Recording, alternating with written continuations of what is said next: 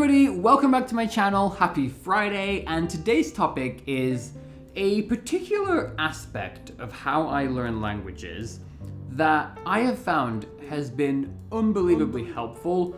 First of all, in maintaining languages long term, but in particular, getting back to languages, right? After a language gets kind of rusty, maybe I've gone away from it for some time, maybe I'm just rotating through the languages that I speak, and so inevitably, at any given time, one language could be getting a bit rusty, right? Getting back to them has been incredibly seamless and relatively low stress for me, which a lot of people have been writing in comments and emails asking about. So I've been thinking about it a lot, and I have a really cool explanation, I think, to share with you today.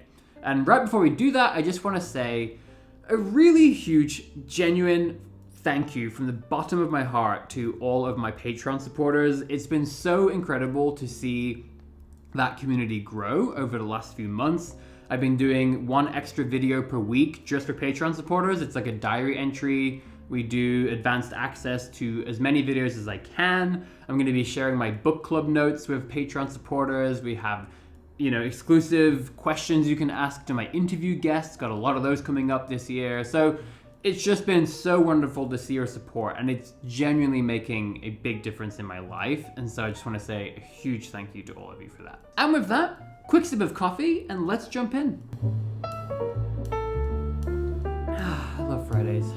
Okay, so first I want to just give you an overview of how I learn languages, specifically with this topic in mind. So what I like to do when I'm learning languages is what I think of as a depth-first approach to learning languages. Now in computer science, we have this concept of depth-first versus breadth-first, right? And so in this analogy, right, I like to think of what I do as going very, very deep into a relatively small number of resources or pieces of content. And then only later, when I feel like I have a really good foundation, that's when I start to expand and get a lot more breadth, right? A lot more extensive style learning, but it happens much later.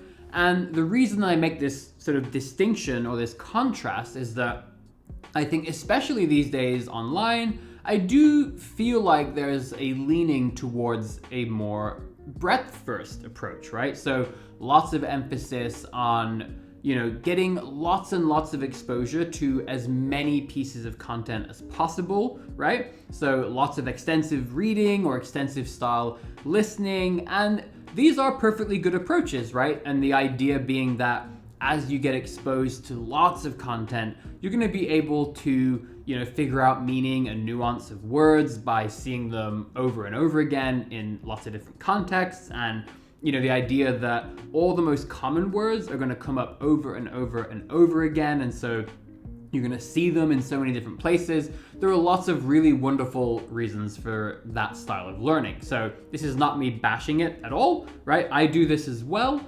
But like I said, it's a tool in my toolbox that I use a bit later. So that's all well and good, right? I think you can choose to learn languages any way you like. What I have noticed though is that lots of people who do this sort of breadth-first, highly extensive approach pretty much throughout their learning journey come to me with comments and emails and questions with a lot of anxiety and struggles around maintaining their languages, but especially getting back to them.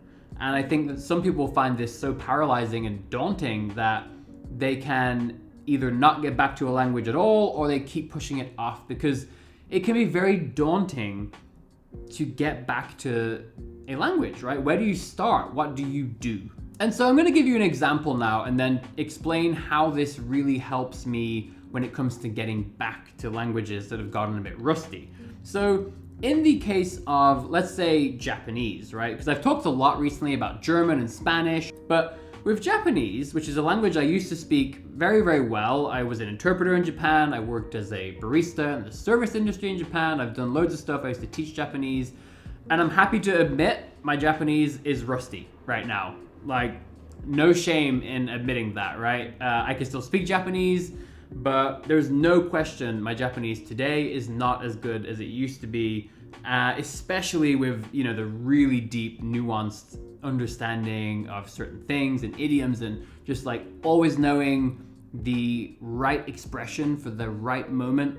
I'm not as good as I used to be, right? So this year, at some point, I plan to get back to Japanese. And so I want to tell you about how that's going to work. So when I was learning Japanese, there was this podcast drama that I used, and it's really funny because I believe in the end it turned out it was basically just a giant advertisement for like a housing company, right? But they made this drama, and it was 2 seasons, and they were all, I believe, about 5 minutes long, the episodes. And it was basically just a story of a couple, who over the course of these 2 seasons were basically gonna end up buying their first home, right? But it was really nice. It was nicely done. It was super random. I don't even know how I found it, but I loved it. And in the beginning, it was very challenging for me. And then I just listened to these episodes over and over again. And then over time, I realized I was able to actually understand the story and follow along.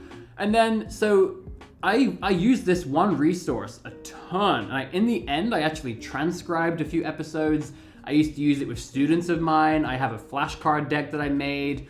Like, I studied that resource inside and out, back to front. I shadowed it. The point is, that's one resource that I studied very, very intensively, and I went very deep, right, on that particular thing. Now, I also had a TV drama called Toshi Densetsu no Onna, that, again, I found it was super random, but I loved it. And I studied the whole like season. I think it was 1 season that I studied of that drama, and I made a massive Anki deck. I studied like every word, idiom, phrase, like everything. I learned a whole bunch of random terminology about urban legends, Toshi Densetsu. But so these are 2 resources, right? A TV drama and a little podcast drama that I went incredibly deep on. And I think that a lot of people find it surprising just like how deep I go on these things.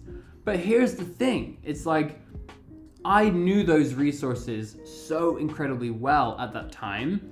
And there is an enormous amount of language packed in to that one TV drama and that sort of those 2 seasons of the podcast drama.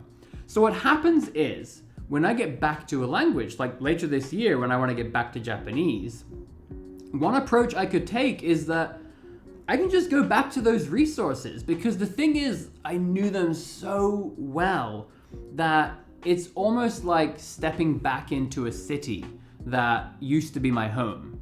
A city that I used to know inside and out. I knew every corner, I knew all the restaurants, all the museums, I knew where everything was, but I haven't been there for a long time. So it's kind of like, if I try to imagine walking around that city today, it's vague, it's foggy, it's difficult. But the moment I set foot back into that city, my brain starts to like make all these associations, and then I start to think, oh, there's the corner where if I turn left, on the right there's a museum, and then across the street is that restaurant I used to go to right next to the opera house. Like, it's like just studying the first few minutes of one of these dramas, all of a sudden so much language just starts like pouring back into my brain. It's amazing.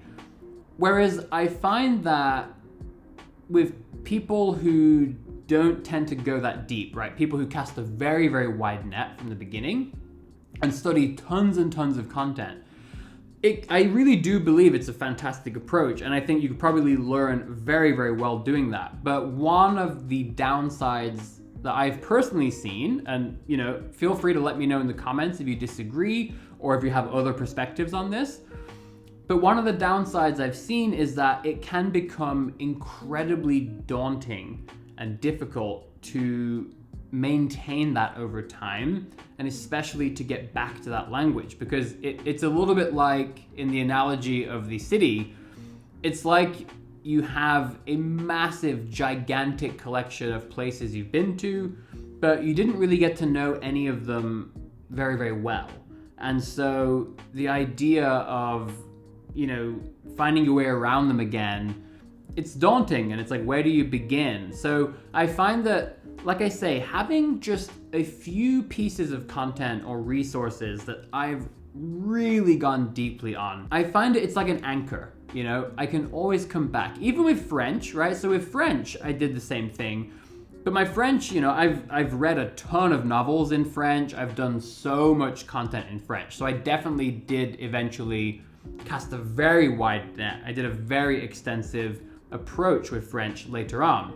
But even with French, I still have I have a couple of novels that I really, really read very, very, very deeply. I have a few movies in French that I watched, 15, 20 times. I watched them with subtitles in French. I translated things, I transcribed things, whatever. Like, I have a few pieces of content in French that are my anchors that I could always go back to. And so, yeah, I've just been noticing it's a really helpful way to maintain languages over a long period and always be able to get back to them in a seamless, low stress, and really fast way.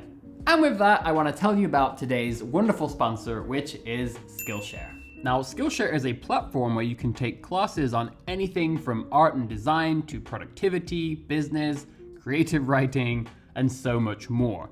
Now, one of the reasons why I love having Skillshare as a sponsor is that the community and range of classes is just so vast. And I recently took a course called Productivity for Creatives, Build a System That Brings Out Your Best by Thomas Frank. And I have to say, one of my favorite takeaways was this idea of inspiration as a muscle, right? Something that you work out and that you exercise. And he uses this idea of setting constraints to almost give yourself a box to think inside of as creatively as possible, which is kind of different than a typical advice of thinking outside the box. And I really like how he shares a lot of personal stories from his own work. So I'll definitely be using some of these tips for my own videos here on this channel. Skillshare enables you to really explore your creativity for less than $10 per month with an annual subscription, but they've also kindly offered a free trial of premium membership to the first 1,000 of my subscribers to click the link in the description. Thank you so much, Skillshare, for making this video possible. Okay, everybody, I really hope you enjoyed this topic. I would love to hear your thoughts on this. I'm super open to, maybe you have other perspectives and other advantages that I'm not aware of or didn't mention today with the more extensive breadth-first approaches. So yeah, please let me know. And if you like this content, consider subscribing, leaving a comment or a like, and I'll see you back here next week for more awesome content.